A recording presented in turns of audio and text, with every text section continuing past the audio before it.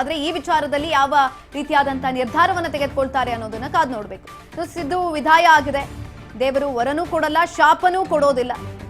ಶಿಪೋಸ್ಟ್ ಅನ್ನು ಹಾಕಿರುವಂತದ್ದು. ದೇವರು ಕೇವಲ ಅವಕಾಶವನ್ನ ಮಾತ್ರ ಕೊಡ್ತಾನೆ.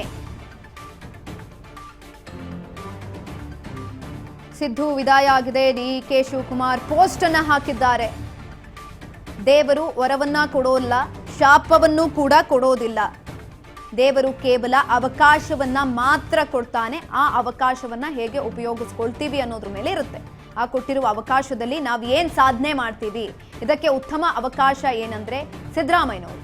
ಅವ್ರಿಗೆ ಕೊಟ್ಟಂತಹ ಅವಕಾಶವನ್ನ ಅವರು ಉತ್ತಮವಾಗಿ ಬಳಸ್ಕೊಂಡಿದ್ದಾರೆ. ಇದೀಗ ಡಿ.ಕೆ. ಶಿವಕುಮಾರ್ ಪೋಸ್ಟ್ ಅನ್ನ ಹಾಕಿರುವಂತದ್ದು. ಸಿದ್ದು ವಿದಾಯ ಆಗಿದೆ, ರಾಜೀನಾಮೆಯನ್ನು ಕೊಟ್ಟಿದ್ದಾರೆ, ಅಂಗೀಕಾರ ಕೂಡ ಆಗಿದೆ. ದೇವರು ಕೇವಲ ಅವಕಾಶವನ್ನ ಮಾತ್ರ ಕೊಡ್ತಾನೆ. ಆ ಅವಕಾಶವನ್ನ ನಾವು ಹೇಗೆ ಉಪಯೋಗಿಸ್ಕೊಳ್ತೀವಿ ಅನ್ನೋದ್ರ ಮೇಲೆ ಎಲ್ಲವೂ ಕೂಡ ನಿಂತಿರುತ್ತೆ. ಅವಕಾಶದಲ್ಲಿ ಕೊಟ್ಟಿರುವಂತಹ ಅವಕಾಶದಲ್ಲಿ ನಾವು ಏನ್ ಸಾಧನೆ ಮಾಡ್ತೀವಿ ಅನ್ನೋದು ಗೊತ್ತಾಗುವಂಥದ್ದು. ಇದಕ್ಕೆ ಉತ್ತಮ ಉದಾಹರಣೆ ಅಂದ್ರೆ ಅದು ಸಿದ್ದರಾಮಯ್ಯನವರು. ಅವ್ರಿಗೆ ಕೊಟ್ಟಂತಹ ಅವಕಾಶವನ್ನ ಉತ್ತಮವಾಗಿ ಬಳಸ್ಕೊಂಡಿದ್ದಾರೆ. ಇಬ್ಬರ ನಡುವಿನ ಬಾಂಧವ್ಯ ಒಗ್ಗಟ್ಟಿನ ವಿಡಿಯೋವನ್ನ ಕೂಡ ಇದೀಗ ಶೇರ್ ಮಾಡಿದ್ದಾರೆ. ಪೋಸ್ಟ್ ಅನ್ನ ಹಾಕುವ ಮುಖಾಂತರ ವಿಡಿಯೋವನ್ನ ಕೂಡ ಶೇರ್ ಮಾಡಿರುವಂಥದ್ದು. ದೇವರು ವರವನ್ನು ಕೊಡೋದಿಲ್ಲ, ಶಾಪವನ್ನು ಕೂಡ ಕೊಡೋದಿಲ್ಲ.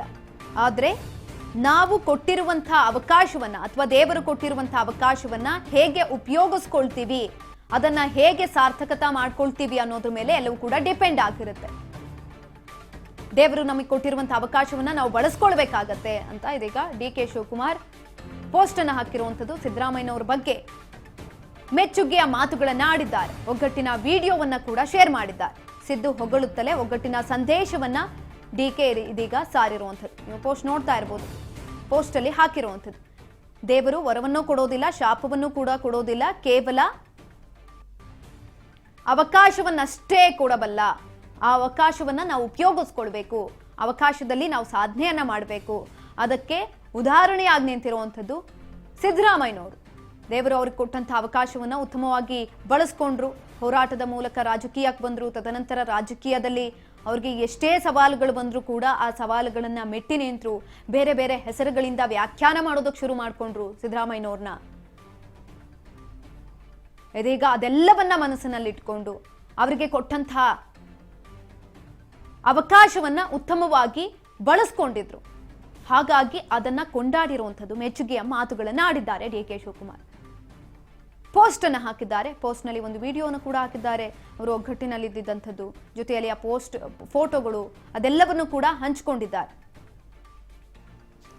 ಹಂಚಿಕೊಂಡು ಕೆಲವೊಂದಷ್ಟು ಸಂಗತಿಗಳನ್ನ ಆ ಪೋಸ್ಟ್ ನಲ್ಲಿ ಉಲ್ಲೇಖ ಮಾಡಿರುವಂಥದ್ದು. ಅವರಿಬ್ಬರ ನಡುವೆ ಇದ್ದಂತಹ ಬಾಂಧವ್ಯ ಆಗಿರ್ಬೋದು ಅಥವಾ ಆ ಒಗ್ಗಟ್ಟಾಗಿರ್ಬೋದು, ಅದೆಲ್ಲವನ್ನ ಕೂಡ ಇದೀಗ ಪೋಸ್ಟ್ ನಲ್ಲಿ ಹಂಚಿಕೊಂಡಿರುವುದು.